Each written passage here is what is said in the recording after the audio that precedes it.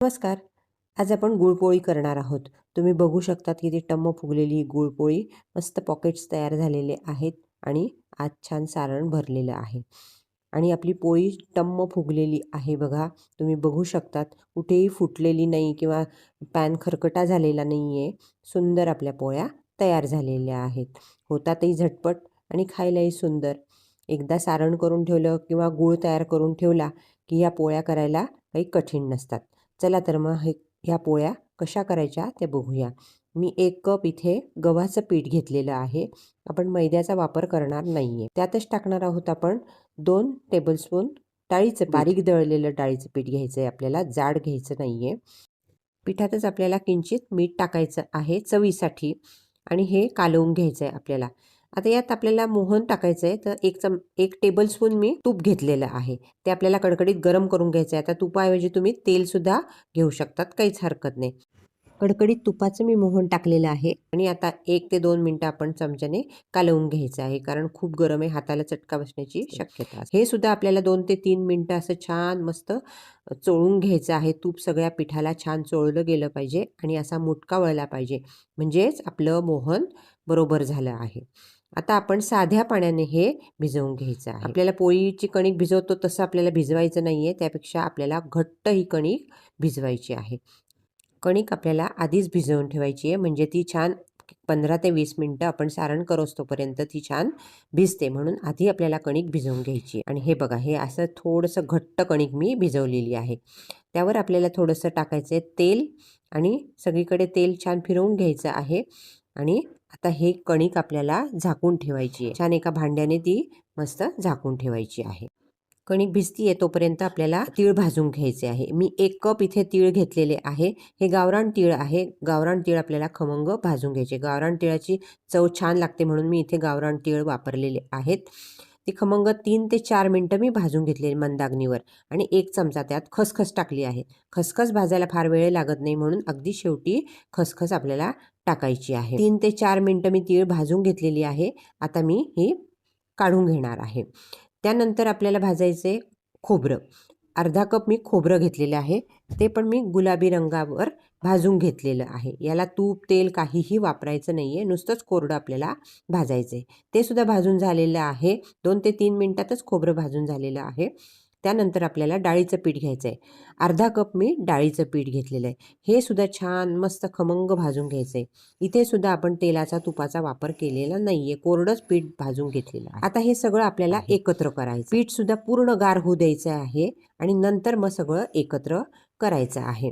त्यातच आपल्याला सुंठ पावडर टाकायची आहे. अर्धा चमचा मी सुंठ पावडर घेतलेली आहे. पाव चमचा वेलदोडा पावडर घेतलेली आहे आणि जायफळ आपल्याला छान किसून घ्यायचं आहे. जायफळ सुद्धा घेतलेलं आहे. ते एकत्र कालवून घ्यायचं आहे आपल्याला सगळं. चवीला आपल्याला थोडंसं मीठ टाकायचं आहे.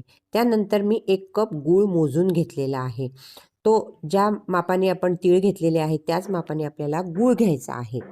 हा सुद्धा छान कालवून घ्यायचा आहे आणि एकत्र झाला की त्यानंतर आपल्याला हे सारण सगळं मिक्सरमधनं काढून घ्यायचं आहे, म्हणजे छान एकजीव होतं. गूळ एकत्र कालवून घेतलेला आहे, हातानेच कालवून घ्यायचा आहे तो. त्यानंतर आपल्याला मिक्सरमधनं हे एकजीव करून घ्यायचं आहे, म्हणजे एकत्र फिरवलं की ते एकजीव होतं छान. हे बघा, आपलं सारण हे असं कोरडं तयार झालेलं आहे. हे ओलं आपल्याला करायचं नाही आहे, कोरडंच आपल्याला सारण पोळीमध्ये भरायचं आहे. दोन्ही आपल्या गोष्टी तयार आहेत. आता मी एक छोटी पुरी लाटून घेतलेली आहे. ही सोपी पद्धत मी तुम्हाला सांगते. पुरी लाटून घ्यायची आहे आणि 2 ते 2.5 चमचे जवळजवळ मी सारण भरलेलं आहे. आता हे याच्या कडा सगळ्या बंद करायच्या आहे आणि नंतर याचं तोंडसुद्धा बंद करायचं आहे. वर थोडी कणिक उरली तर ती मात्र आपल्याला काढून टाकायची आहे आणि छान पोळी आपल्याला पीठ लावून लाटून घ्यायची आहे. सुंदर पोळी लाटली जाते. कुठेही गूळ बाहेर आलेला नाही किंवा सारण बाहेर आलेलं नाही आहे, काहीच नाही झालेलं. सुंदर आपल्या पोळ्या अगदी बिनधास्त लाटता येतात. तुम्ही बघू शकता, थोडंसं वर पीठ असेल तर ते मात्र कपड्याने काढून टाकायचं आहे. हे बघा, सुंदर पोळी आपली लाटून तयार आहे. आता मी पॅन ठेवलेला आहे एक आणि त्यावर आपल्याला या पोळ्या शेकून घ्यायच्या आहे.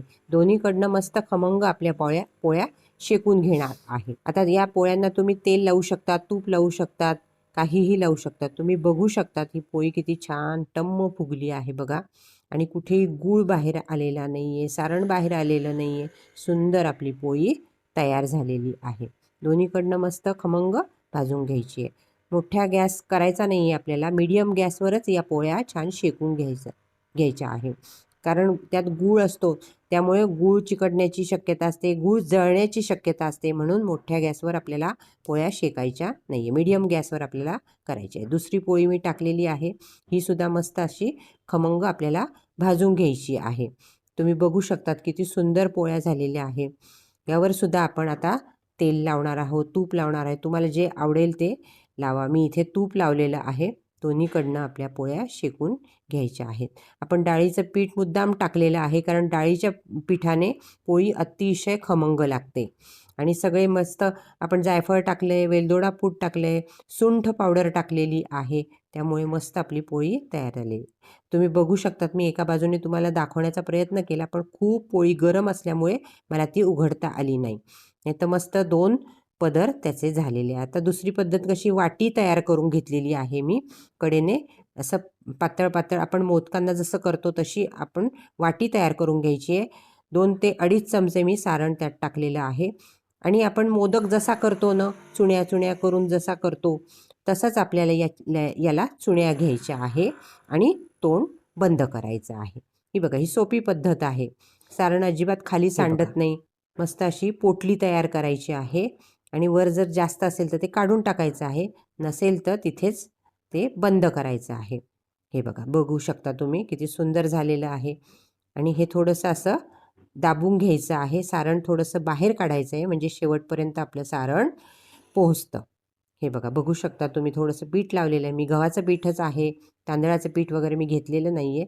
आणि हे छान आपली पोळी परत लाटून घ्यायची आहे. ही सुद्धा पद्धत सोपी आहे. हातावरही करू शकतात किंवा पोळपाटावर सुद्धा तुम्ही सारण भरून घेऊ शकतात. पोळी आपली लाटून तयार आहे. आता आपण ही पोळी शेकून घेऊया. बघू शकता तुम्ही, ही पोळी मी टाकलेली आहे आणि ही सुद्धा आपल्याला छान शेकून घ्यायची आहे. अगदी नवीन शिकणाऱ्यांना, नवीन करणाऱ्या मुलांना सुद्धा ही पोळी झटपट जमू शकेल, इतकी सुंदर ही पोळी होते आणि अजिबात चुकायची शक्यता नाही. हेच प्रमाण जर तुम्ही घेतलं तर अजिबात पोळी चुकणार नाही. दोन्हीकडनं मस्त छान शेकून घेतलेली आहे आणि टम्म आपली पोळी फुगलेली आहे. तुम्ही बघू शकतात किती सुंदर पोळी झालेली आहे. दोन्हीकडनं खमंग मी भाजून घेतलेल्या आहेत आणि छान आपल्या पोळ्या तयार आहेत. आता ही मी तिसरी पोळी दाखवते तुम्हाला. हे असं भरून घ्यायचं आहे छान. तोंड बंद करायचं आहे, चुण्या करायच्या आहे, तोंड बंद करायचं आहे. झटपट हे काम होतं. याला फार वेळ लागत, थोडंसं वरचं काढून टाकायचं आहे आणि पोळी लाटून घ्यायची आहे. अशा पोळ्या आपल्या छान तयार झालेल्या आहे. अगदी 20 ते 25 मिनिटात जवळजवळ ह्या पोळ्या लाटून पूर्ण होतात. तुम्ही बघू शकतात किती खमंग आणि खरपूस पोळ्या आपल्या तयार झालेल्या आहेत. मस्त खुसखुशीत पोळी तयार झालेली आहे घट्ट तुपाबरोबर. ही सुंदर लागते. एकसारख्या अगदी सुंदर आपल्या पोळ्या लाटून तयार आहे. कुठेही फुटलेल्या नाही आहेत पोळ्या. आणि तुम्हाला मी एक फोडून दाखवते. हे बघा, मस्त असं पॉकेट तयार झालेलं आहे, म्हणजे टम्म फुगलेली आहे आपली पोळी. गूळ कुठेही बाहेर आलेला नाही आहे. ही दुसरी दाखवते आहे बघा. हे बघा, सुंदर आपली पोळी तयार झालेली आहे. मला वाटते या व्हिडिओचा आपल्याला नक्की फायदा होईल. व्हिडिओ आवडला तर नक्की लाईक करा, शेअर करा आणि माझ्या चॅनलला सबस्क्राईब करा. धन्यवाद.